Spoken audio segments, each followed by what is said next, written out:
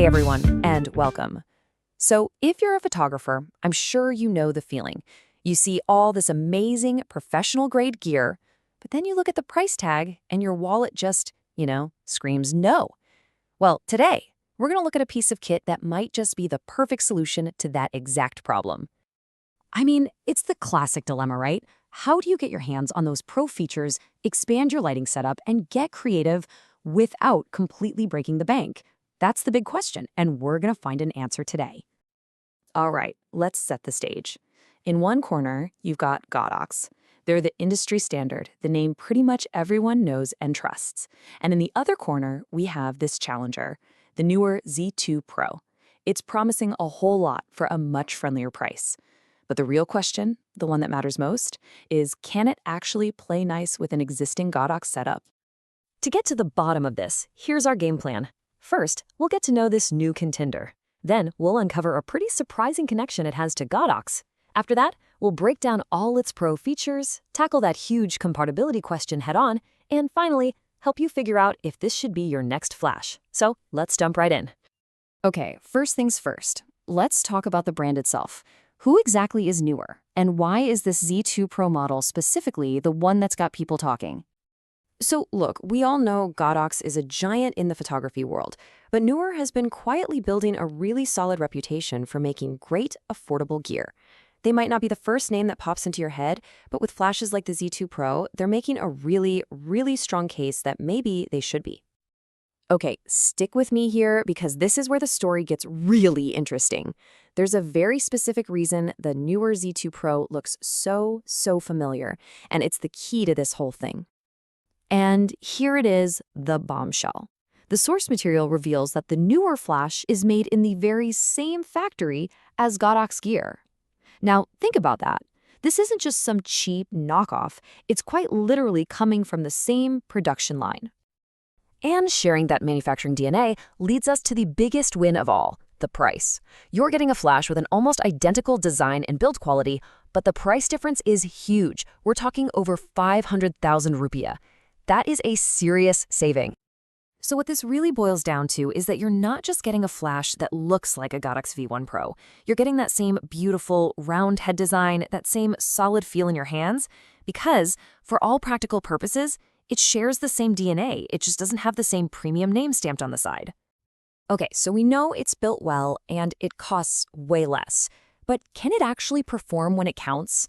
Let's pop the hood and see what kind of professional features are packed into this thing. First up, a feature called TCM, which stands for TTL Convert to Manual.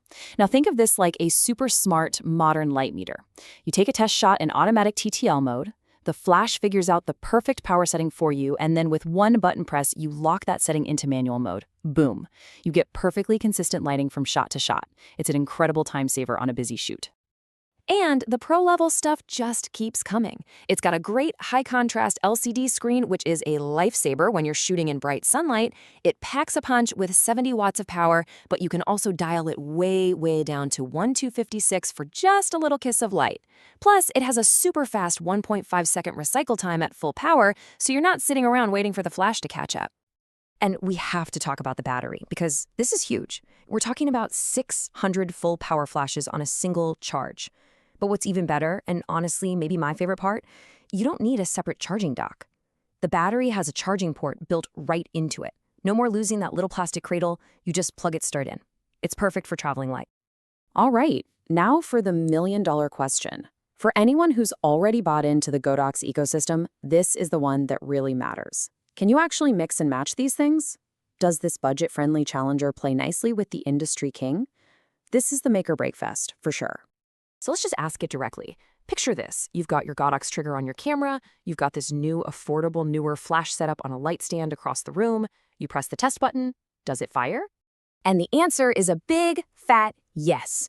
But, and this is a big but, there is a trick to it. So first, you do the normal stuff. Set the flash to receiver or RX mode and match up your channel and group with your trigger. Easy. Now, here's the secret sauce. You long press the function button to get into the menu, and you have to scroll until you find a setting called RX Compat. By default, this is turned off. You have to switch this setting on. Honestly, this RX Compat setting is everything. It's the secret handshake. It's the magic password that lets your Godex trigger talk perfectly to the Neewer flash. This one little option hidden in a menu is the absolute game changer that makes this affordable flash a totally seamless part of any existing Godex lighting kit. So after all that, what's the bottom line? We know it's well built, it's packed with features, it's way more affordable, and yes, it's fully compatible. Let's wrap this all up and help you decide if the Neewer Z2 Pro should be your next flash. So who is this for, really? Well, if you're already a Godox user and you want to add more lights without spending a ton, it's a no-brainer. If you're a beginner who wants to start with pro-level gear right out of the gate, it's an amazing choice. For travel and portrait photographers who need something powerful and portable, absolutely. This is for anyone who values performance and smart spending over just having a particular brand name on their gear. And that really just leaves us with one final question for you to think about. When you have a product that comes from the exact same factory, has the same core design, and works perfectly with all the gear you already own, you have to ask yourself, is the brand name alone really worth all that extra money?